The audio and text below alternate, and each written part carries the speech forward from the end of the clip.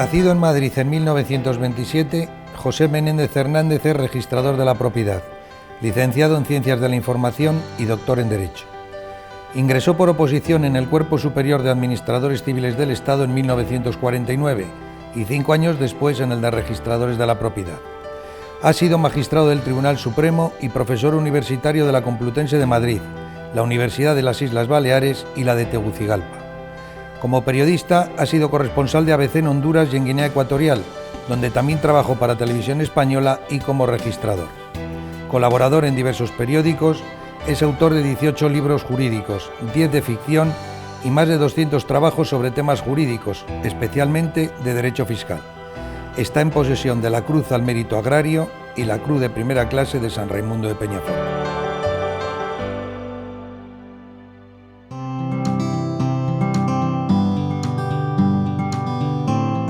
Estamos con José Menéndez Hernández en la Biblioteca del Tribunal Supremo, a quien queremos agradecer expresamente su acogida. Buenos días, Pepe. Buenos días. Te encuentras entre los registradores que tienen una trayectoria y un currículum más extenso y variopinto.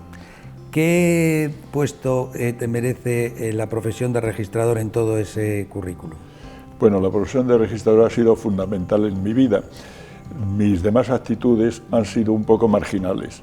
Siempre he ejercido como registrador y luego pues he dado clases en la universidad, tanto en la Universidad Complutense como en la de las Islas Baleares, como en Tegucigalpa, pero fundamentalmente mi profesión era registrador y he colaborado en distintos periódicos, en ABC, con Televisión Española, Nuevo Diario, Arriba, Pueblo, en muchos periódicos, pero siempre dedicándome fundamentalmente a ser registrador de la propiedad. ¿Y cómo te decides a estudiar la carrera de Derecho y después preparar las oposiciones? Bueno, yo en realidad me gustaba mucho la filosofía y le dije a mi padre cuando estaba terminando el bachillerato que quería estudiar filosofía y letras. Y me dijo mi padre, mira, si estudias filosofía y letras vas a vivir muy precariamente. ¿Por qué no estudias Derecho, que tiene muchas más salidas? Y como eres joven, cuando termines Derecho, si quieres, estudias filosofía. Me convenció y por eso estudié Derecho. Y en tercero de carrera conocí a nuestro compañero Gustavo Barrenechea Maraver, que es notario y registrador.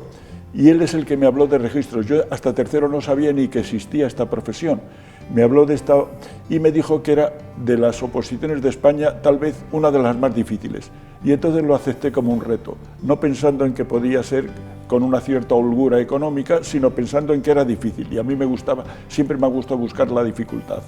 ¿Y qué recuerdos guardas de tus primeros registros? Mi primer registro fue Priego de Cuenca. Yo había sido hasta ese momento del Cuerpo Técnico de la Administración Civil y estaba destinado en el Gobierno Civil de Ávila. Cuando saqué registros, pedí la excedencia y curiosamente a mi puesto en que había estado yo vino Adolfo Suárez, que luego sería presidente del Gobierno español. Yo en la Administración Civil ganaba 1000 y pico pesetas al mes y pasé a un registro incongruo en que ganaba solo 200 pesetas al mes. Era tan precaria mi situación económica que iba en el tren en tercera, con las señoras que llevaban las gallinas, que llevaban los frutos del campo para venderlos, etcétera, etcétera. Y entonces, como me daba vergüenza al llegar a Huete, que me viesen el notario, o el juez, o el médico, o los abogados, bajar de un vagón de tercera que eran incomodísimos de madera, pues yo luego cuando iba a llegar a Huete me iba pasando por los vagones hasta primera, para que creyesen que había ido en primera. Y de todos los registros por los que has transcurrido, ¿guardas buenos recuerdos de todos ellos? ¿Alguna otra cosa que nos quieras? Mira, fue curioso que estando yo en Alcira, ocurrió la riada de Alcira, la famosa riada que explotó la presa de Tous, se desbordó el río Júcar y era increíble porque el agua llegó a 5 metros de altura en muchas partes de la ciudad. Yo estaba en el registro porque me estaba trabajando hasta las 9 o 10 de la noche y afortunadamente vino a buscarme el sustituto y me dice, ¿qué hace usted aquí, don José? Digo, bueno, pues estoy esperando. Dice, mire, el agua ahora llega a medio metro por las calles. Nosotros tenemos experiencia de otras riadas anteriores, no se quede usted aquí porque se expone a no poder salir. Yo creí que era una exageración, pero en fin, le acompañé y me llevó a su casa. Si no llegó a ir a casa del sustituto, el registro estuvo 5 años, 5 metros y medio llegaba el agua en la zona del registro. Después de tus primeros registros aquí, te vas a Guinea y estás allí durante un periodo en el que compatibilizas el ejercicio de la profesión con alguna otra también actividad, tanto de corresponsal como de asesor del gobierno autónomo. ¿Qué recuerdas, qué experiencias tienes de aquellos tiempos? Pues la experiencia de Guinea fue enriquecedora. Además, todos los que hemos vivido en Guinea somos nostálgicos de aquel vivir. Era un registro como si en toda Andalucía y en Extremadura hubiese un solo registro de la propiedad. Yo era registrador de la isla de Fernando Po y del continente de Río Muni, un solo registro, con lo cual tuve multitud de asuntos muy varios. También era registrador mercantil, registrador de bienes muebles, entonces tuve tal acumulación de datos varios que me sirvió mucho como experiencia registral para luego cuando vine a los registros españoles. A mí me ha interesado mucho, y por eso he escrito el libro de los últimos de Guinea, que se conozca cómo fue la colonización española, porque hay la tendencia a lo que se considera políticamente correcto, decir que fuimos unos explotadores, y sin embargo la colonización española fue modélica y todos los españoles deberíamos estar satisfechos de cómo fue aquello. Fíjate tú que en Guinea Ecuatorial los gobernadores civiles eran negros, los alcaldes de Santa Isabel eran africanos. A todo africano, por el hecho de solicitarlo, se le podían conceder hasta 4 hectáreas de terreno gratis. Esto no se daba en ningún otro país de África. Cuando un africano delinquía, se le bajaba la pena aplicable en 2 grados. En cambio, si el que delinquía era un español, un europeo o un indio, que había muchos indios y muchos sirios, se le aplicaba el Código Penal en todo su rigor. Fuiste ya el último registrador de Guinea. Cuéntanos cómo fue aquello.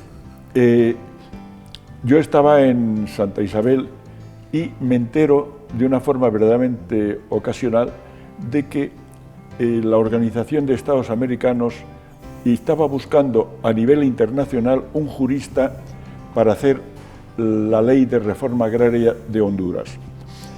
Entonces, como a mí siempre me ha gustado mucho ir por el mundo, pues vi una oportunidad de ir a Honduras. El presidente del gobierno autónomo era Bonifacio Ondó, con el cual tenía unas relaciones espléndidas. Y le dije, mire, me sale la oportunidad de ir a Honduras, si querría que usted me diese un permiso de 8 meses hasta la fecha de la independencia. Y él me dio el permiso. Una semana antes de concluir mi periodo y cuando iba a volver, recibo un oficio firmado por Macías prohibiéndome volver de por vida a los territorios de Guinea Ecuatorial. Se ve que todas las veces que tuve que oponerme a lo que él quería, insistiendo en la eficacia del Estado de Derecho, lo había conservado Macías y me prohibió volver. No pude volver a Guinea a estar en los actos de proclamación de la independencia y a cesar como registrador. ¿Qué aportación crees que has hecho, aportación o aportaciones a la profesión? Yo creo que lo más importante fue cuando conseguí en 1988 que conservásemos las oficinas liquidadoras. Por aquellos años había un proyecto de ley que la liquidación de los impuestos nuestros de sucesiones, transmisiones patrimoniales, etcétera, etcétera, iba a adjudicarse a las administraciones de Hacienda.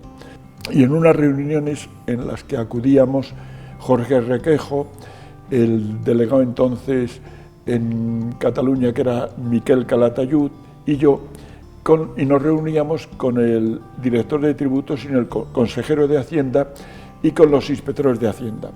Claro, yo busqué cosas difíciles del impuesto de transmisiones y me di cuenta que los inspectores de Hacienda en nuestros impuestos naufragaban.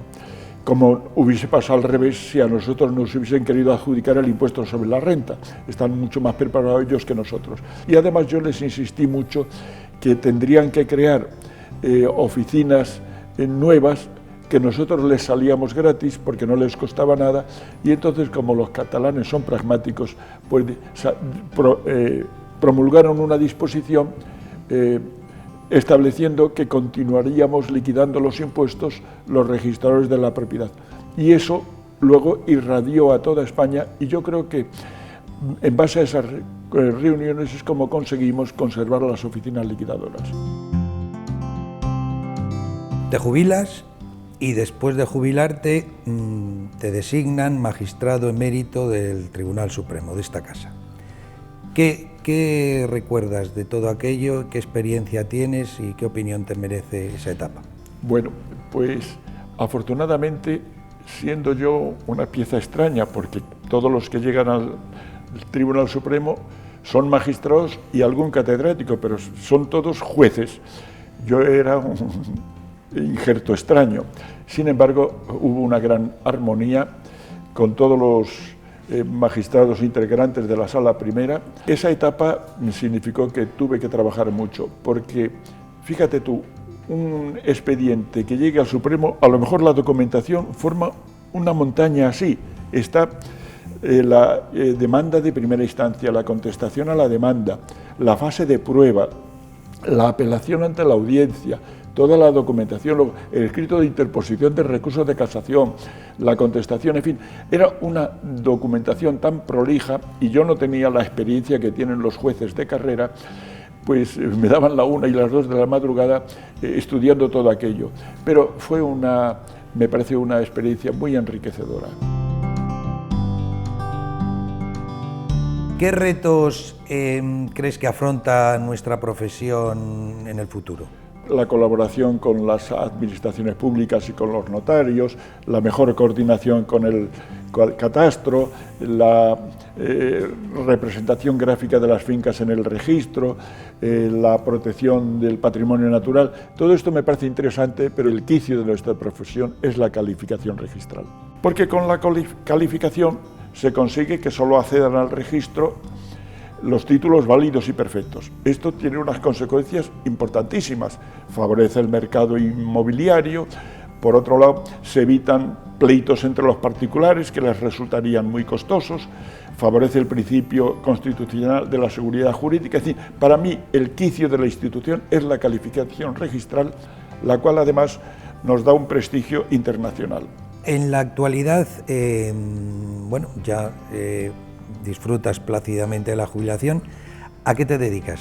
Fundamentalmente me dedico a escribir. Estoy a un ritmo de 2 libros por año y ya no quiero escribir textos jurídicos, solo escribo cosas de ficción y es lo que me entretiene, me lleva todo el día. Pues muchas gracias. Muchas gracias a ti.